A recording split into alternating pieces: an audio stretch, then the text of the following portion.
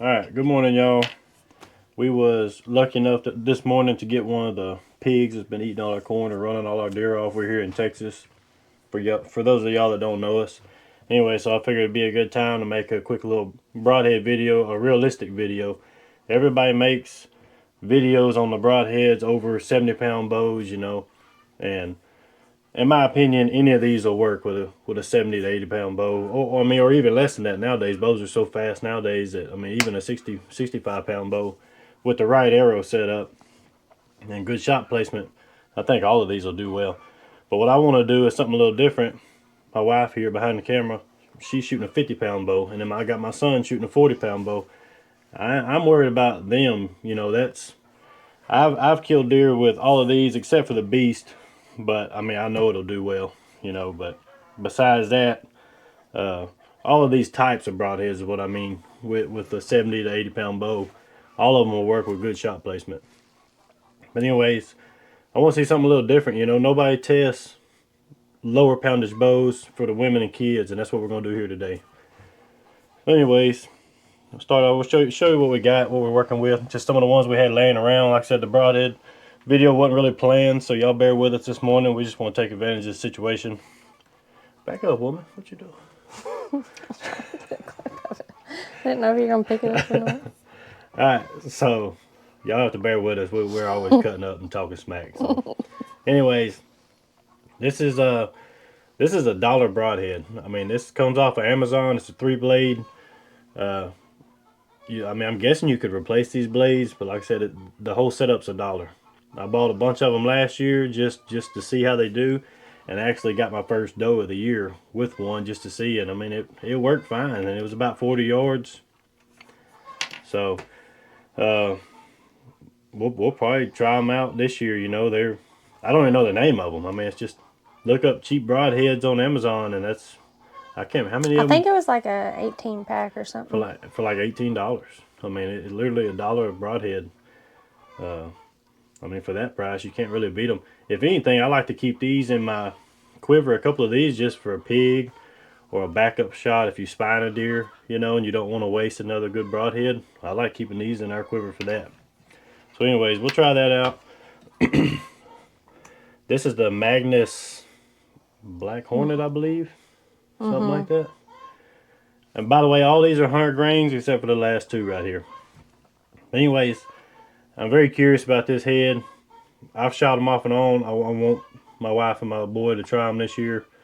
We'll see, but obviously we'll see how it does with the pig here in a minute. But 100 grain. This is tooth of the arrow. This is the XL. This is a 4-blade, all machined out of one piece. This is going to be your Exodus. Another one that has been around for years, tried and true. This is going to be a Spitfire Maxx 3-blade. This is the only front deploying broadhead I have. Just me personally. I know people have shot them for years. Me personally, I would not put this for one of them. Yes, if you make a perfect shot, of course. But we all know how that goes, right? So, like I said, I've shot front deploying broadheads, for years too. Hold on to nothing.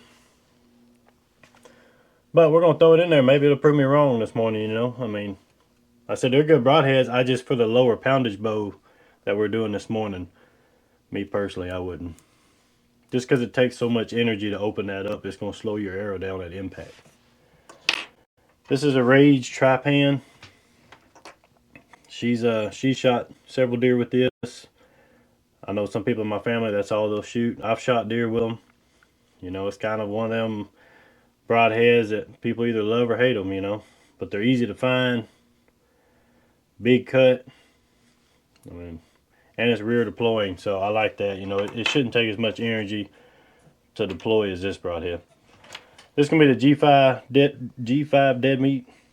I hate to even waste this one. I love these broadheads.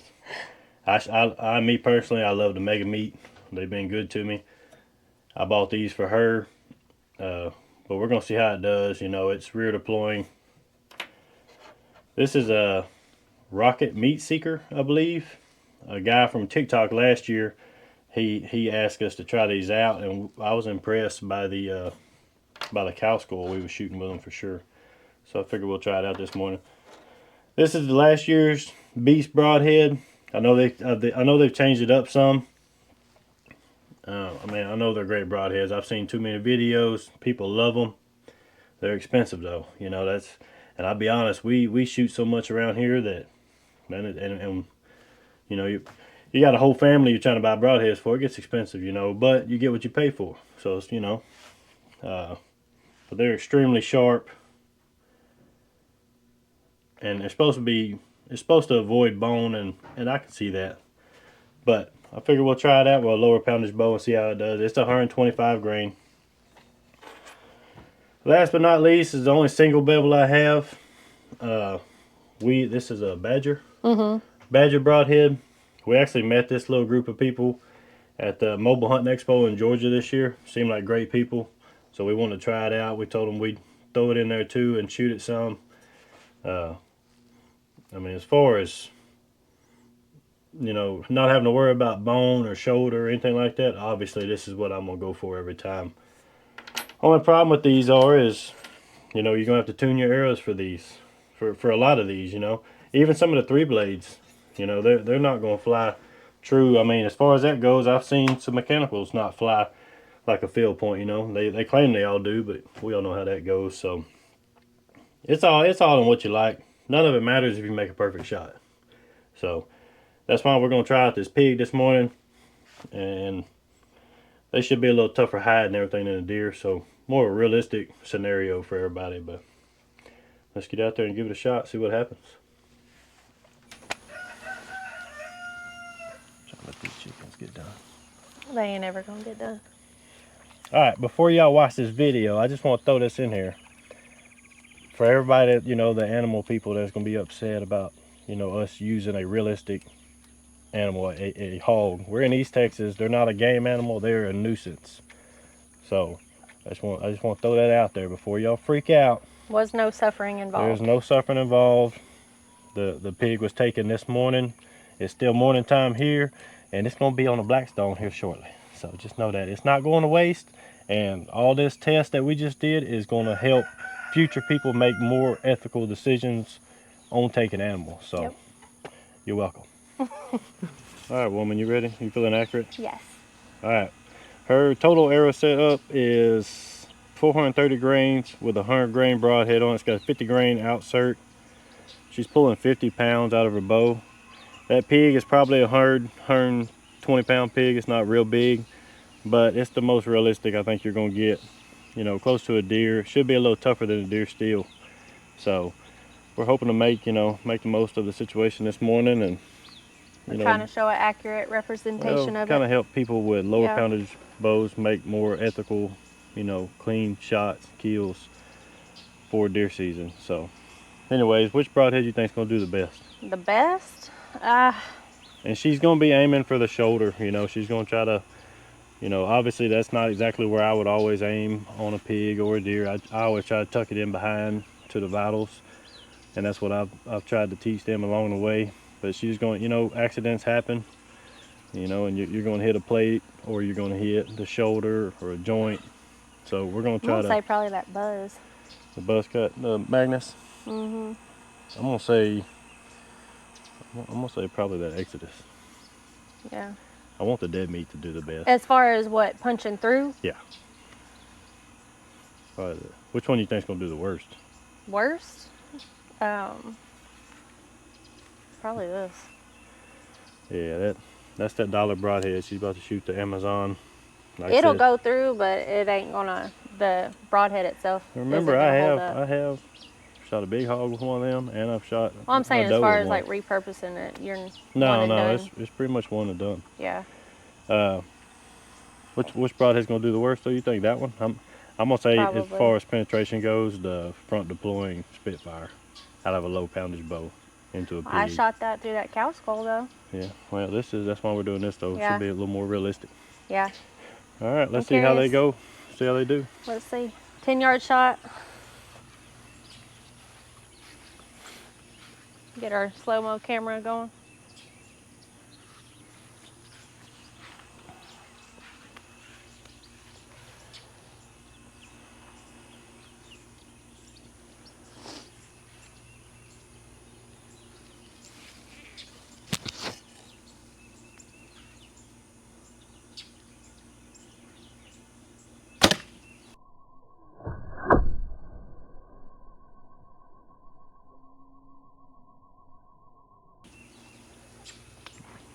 Sound pretty opinion. solid. I mean, that's a dollar broadhead. It still went, I mean, straight through the shoulder, and it would have been in the vitals. That would have done its job. I'm just saying, for $1, you know what I'm saying? The whole point of this is you don't have to spend $50 on a broadhead. And remember, this is a 50-pound bow. If that would have been on my bow, the 70 or the 75 or my 80-pound bow, obviously it would have been a full pass through. All right, y'all, up next, let me see, is the meat seeker. We'll see how it does. I like it. Please don't shoot your phone.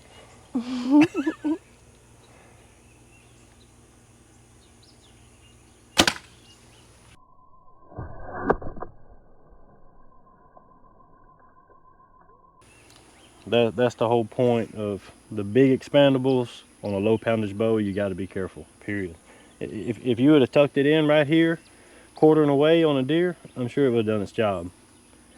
But I mean, look at that made a huge cut. But it wouldn't have got into the vitals is the point, you know.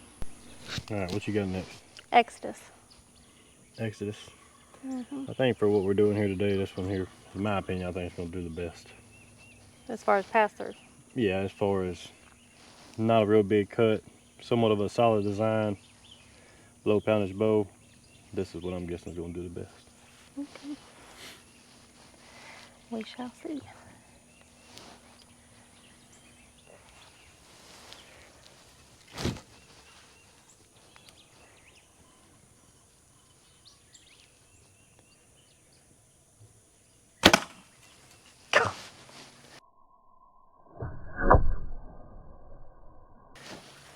It's a little difference there, huh?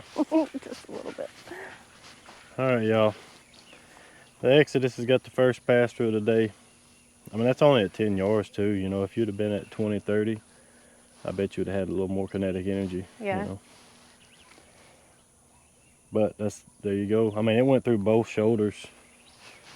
I mean, right back through. Now we have the Spitfire Maxx. This one held up pretty good up against the cow skull. This is also our first front deploying broadhead, and I'm only curious front to deploying see. broadhead, 3-blade. Curious to see what it does with this pig.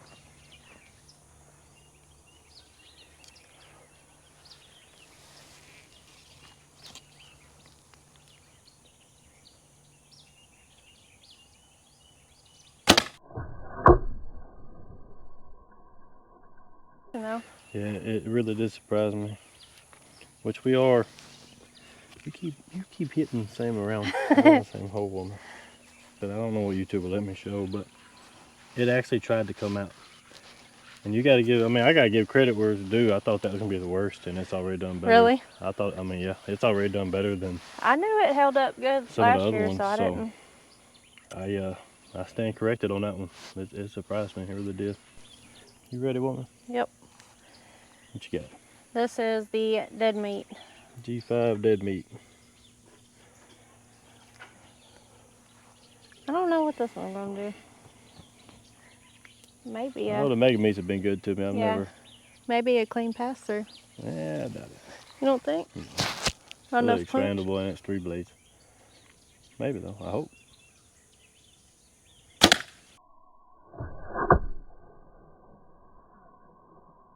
Nope. That's what I get for bragging. I didn't get much penetration at all. Not at all. That shoulder brought it to a stop real quick. That's what I get. Your beloved mega meat would have went through though, huh? With my bow, we'd have to go find my arrow. I can tell you that now. Yeah. XL 4-blade tooth of the arrow. It's all one solid piece. I like that you can resharpen them. I'm trying to predict what it's gonna do. I think it's gonna do good. I do too. It is 4 blades though, so Give it a shot.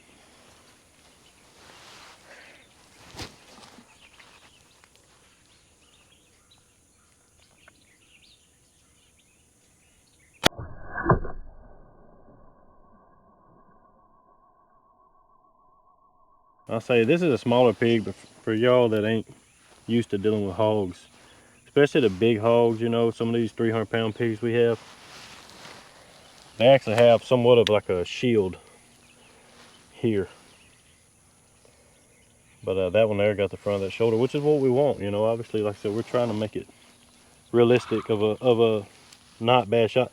Now I will say, you know, you only got 3 inches there, 3.5 inches, but it still got into the vitals, you know. I think it would have went a long ways, and that's not what we want ever, but it still got in the vitals on that. I think your blood trail, especially on a pig, because of this hair, it would have been hard to find though. You know what you got there? Raid. Good old Raid. I believe this is the trypan. I don't know if you can see that. I think that's a 2-inch cut. A lot of people, that's all they'll shoot. You know, some people love them, some people hate them. Aunt Brenda, you know, her bow, I think she shoots a 50 to 60-pound bow, and she's got deer on the wall from that. They believe in it. And once again, any of these with the right shot, you know. Yeah. So let's see how it does in this. This one here is a big cut. It's only a 2-blade, but it's still a big cut. Yeah. That chicken got to make all that noise on the video. So. It's talking to you.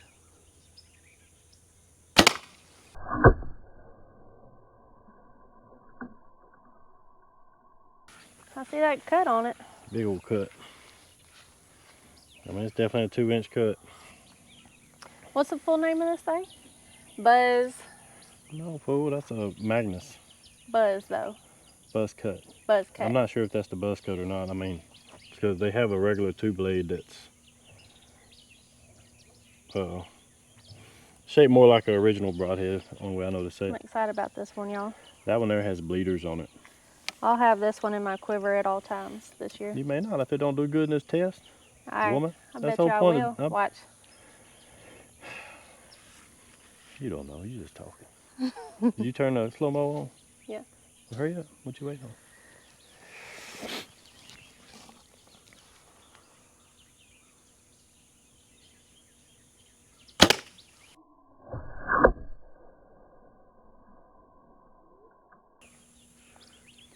Almost a full pass through, not quite. But it's right in the center of that shoulder. I mean, it literally had to hit both shoulders, you know. It definitely would have done its job. Alright. Up next is the Beast. Like I said, this is last year's. They have made some changes. This one's supposed to, you know, it's got the spring in it. It's supposed to be bone avoiding, so we're going to see how it does in the shoulder. Alright.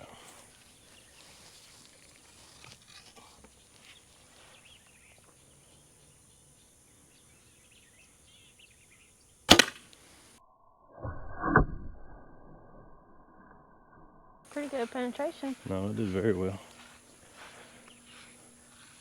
It didn't go all the way through, but it was right there at it. Tried to break through. And a big old cut. And that's probably the most expensive broadhead we have. And I know it's been controversial, but you gotta give it props. I mean, that's, people say what they want, but that one there did very well. I mean, in my opinion, it's trying to come out the other side. It clipped the front of that shoulder. Left a big cut. Through that plate. And it wanted to come out the other side. It's buried in that offside shoulder. I mean, that's pretty dang impressive. Last but not least, Badger Broadhead. that's a Badger Broadhead. Single bevel, our only single bevel. It is 125 grain. That Beast was 125 grain too. So the total arrow setup was a little over 450 on that. And that Beast does come with a little booty for a reason. You got to give it props. That joker was sharp. They're gonna say no shit. Yeah, duh. The reason we send little booties with them. You know guys are dumb. We got to be hard-headed. Oh yeah. Alright, last one. Alright, that's our only single bevel. It should do well.